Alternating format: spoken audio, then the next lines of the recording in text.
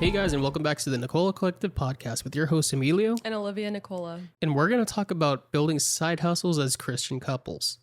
Now, a lot of people think, okay, how can I do this on my own? How can I do it with the best business partner? But if the best business partner is Jesus and he guides you through everything and you're supposed to be a reflection of Christ in your marriage, what better way than to do something with your spouse? True. Yeah. I feel like a lot of people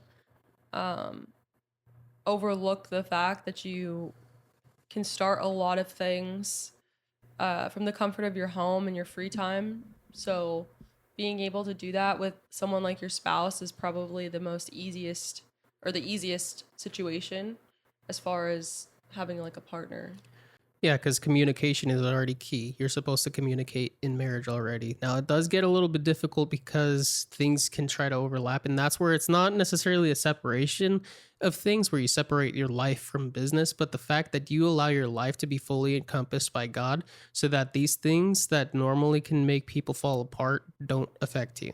Yeah. You know, because when you start doing things on your own, when you start looking at things in your own mindset, when you're having all these expectations just in any kind of way without having God in it, there's a whole lot of messes that can just break out and that you're not even ready for. And the best way to go about things is that if there is a mess that you have to handle, God is there to handle it with you and to handle it for you. He's the one that carries the load. He's the one that carries the burden, right? And he's the one that's going to guide you through it all, right? Yeah. And I think a lot of people they want to start something, they just don't know what to start. Yeah. They don't know where to even go to begin trying to figure out how to make money online. So yeah. And I think, the money part is the hard part. Finances. Mm-hmm.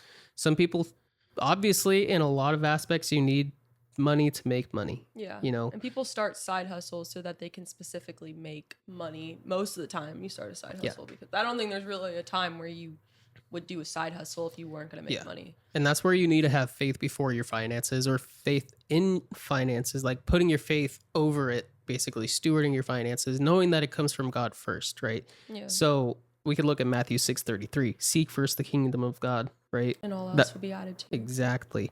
And so when you're seeking him first, all these things will be added to you. And I'm not speaking prosperity gospel. What I'm saying is that all the things that you need, that he knows you need, he will start adding into your life. And when you steward things wisely, when you steward the little that you have that you start with, he's going to continue to add, because how could I trust someone with much if they can't even be trusted with little? Yeah. You know, and that's just a paraphrased version of another verse. It's kind of like you're starting small too. It's something like a side hustle. Like if you're just trying to break into a business and you don't know where to start, having a side hustle is perfect because you can, try different things and, maybe make a little money from here, from this or that, whatever. And then let's say it goes really well, it can turn into like your main thing, which we had an episode about back a few many podcasts ago. So, but like if you start small and you're able to build from there, it's probably the most beneficial. Yeah. And I think the best thing to do is to pray before you start, because you could start, but if you don't have God in it, then you're just going to be starting on the wrong path. So if you pray before you start, you're not going to be blinded by all these different things. You're going to have godly direction, right? Yeah. Because it's so easy to get blinded by money. It's so easy to get blinded by materials and all these different things, platforms even. But when you have God with you, you don't have to worry about any of those things, because those things, sure, they'll be added unto you, but those are things for you to steward and not for you to look at as idols, right? Yeah. And so many people are like, well, I don't know what it means to make something an idol.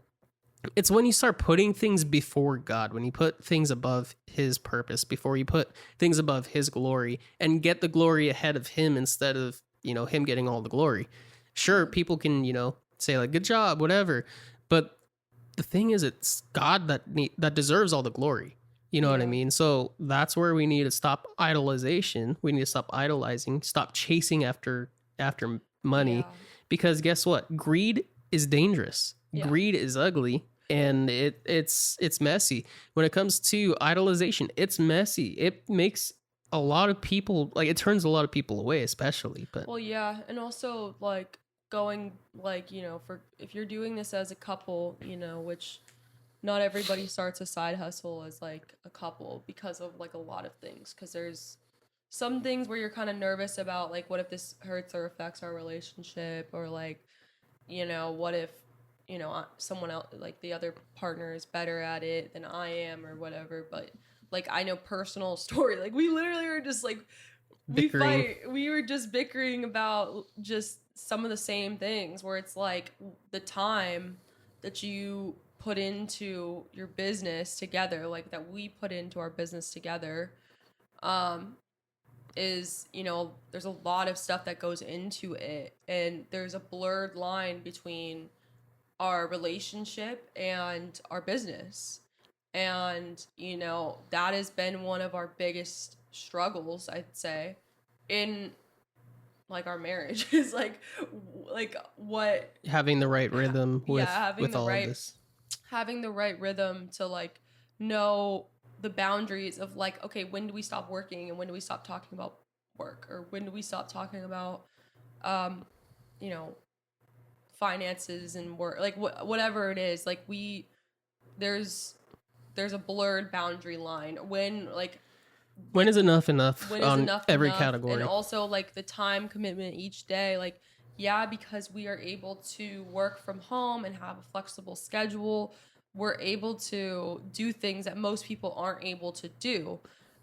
But it's like, where's that line for that? Because when you work for yourself, when you have a side hustle, you have to be dedicated, like you have to put the work in before you see the results. So well, sure, there's like flexible schedule, but sometimes you're more strapped in for your time than people who have 9 to 5s, because sometimes you're working, you know, an extra 8 hours on top of what you already spent. But it's like you have to put in the time yourself. No one's sitting there and telling you to go do something. You just have to do it. And it's like, it's frustrating because sometimes you want to do things that don't align with what you need to do for your business, whatever.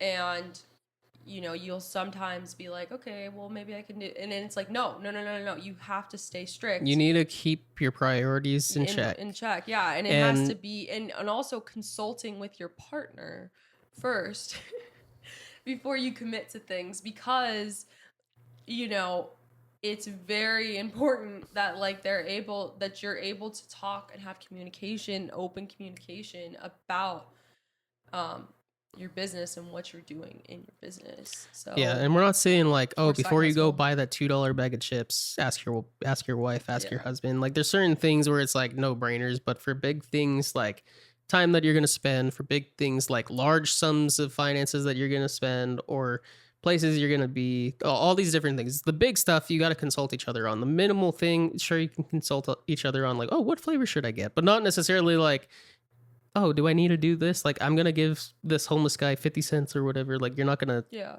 it's whatever. I'd say the biggest thing when you first start a side hustle with your partner, your spouse, your relationship, well, we're specifically aiming this towards Christian married couples, correct? Yeah, this episode. Yeah, so this is, since it's specifically towards Christian married couples, I think the biggest thing between, I mean, even if you were boyfriend and girlfriend, obviously there's, you know, it's kind of difficult when you're boyfriend and girlfriend to do a side hustle together because of, you know. Well, when you're not married, you don't have any covenant, and if you break up, what's going to happen? It's almost like you're kind of, it's a risky business. Yeah, literally risky. It's literally business. like almost like buying a house together. And not that you should have that in the back of your mind. Well, what if I break up or whatever like that? You should never have that mindset. Mm-hmm. If you're dating, you should be dating to see if this person's right for marriage and everything like that. We're not saying like, if you are in a relationship that's boyfriend and girlfriend, and let's say you have a really great business idea that you want to do and include your boyfriend or your girlfriend, whatever. We're not saying that that's like bad. We're just saying know the boundaries within that. Mm-hmm. You know, don't don't cross the boundaries. You don't want to be acting like you're. Don't be acting like a married couple. If because in that aspect, if you're like, oh well, my money's your money, it's like, look, that could bite you in the butt at some point, because you two are still individuals. Don't be giving marital privileges to your boyfriend, girlfriend / girlfriend. Yeah, but I'd say the biggest thing to keep in mind before you start your side hustle and when you're in your side hustle is the communication, like having the communication with your partner to just work it out, work certain, like who does what, like time commitments,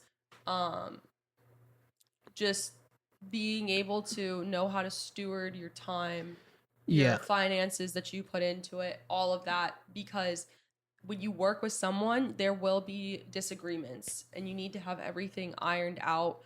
You need to walk in unity. And you need to walk in unity with the open communication, because I would say that's probably one of the biggest things that me and Emilio have struggled on in the past, and even sometimes today, is communication, which is funny because I studied communication in college, but I don't think it's me. I think it's you. You know what's funny is that it's because we have two different forms of communication. We're two different people, obviously, which works really well in many different ways. But because we have different desires, different things that we want to do, different hobbies, like things like, I don't know, like things that you want to do. That's what I mean. Sometimes. A lot of the times we want to do the same thing, like for fun. Yeah, but I'm saying like sometimes like time schedules don't always line up. Like like hanging out with friends. It's like I don't want to hang out with certain friends because it's like I don't want to be the only guy with a bunch of girls. Like that's just kind of a little awkward sometimes. It's normally the other way around. But things that you have to think about is having that discernment, right? And so prayer leads into it. If you're not spending time with God, how can you discern? How can you judge whether or not something's the right thing? And having that discernment whether or not this hustle is the right part of your life, or if it's part of your calling, or if it's something that you know will get you by. It may be a boring business, but it's something that you know will help your family thrive, and you could be successful in it, and you could bless the Lord in it. You could bless other people. Yeah. So another thing that I would do is when you're talking, another thing that I would do is like when you're talking with your partner is evaluate what type of skills you each have, what your passions are that you have. Talk about those things before you decide to jump into a side hustle, because a lot of the times you may get into something that you like, you don't really want to do. And like Emilio just said, there are boring businesses that you can start as like a side hustle that are very profitable. And maybe your goal is to just make more money, which there's nothing wrong with wanting to provide more money for your family, but and to be more comfortable. Yeah, because the statistic is around 70% of the whole country is living paycheck to paycheck. That's a terrible thing to be in. Yeah, But just make sure you communicate. Hey, like, this is gonna be boring, but I'm willing to do this with you so that we're able to make more money, or whatever it is. Just work with your spouse, your partner on that. Your spouse, really, because typically people who are making money for their household are the ones that are like we could look at spouses. Amos 3:3. Can two walk together unless they agree? So in reality, can two people walk together in lockstep? Can two people be equally yoked and pull the cart together if they're going at two different paths, if they want to go two different ways? No. You know what I mean? You have to be like equal not in the sense of equal of all skills, but equal in your faith, equally yoked. You're willing to serve the Lord in every capacity that you have. You know what I mean? That you have the same understandings, that you come out to these things because of your faith and everything like that. And so that's where it's really important to have everything lined up, being in unity with everything like that. Yeah. So that's the first part of this series that we're going to be doing, where it's just how to start a side hustle as a Christian couple. Yeah. Yeah. So. Yeah, we'll see you in the next part.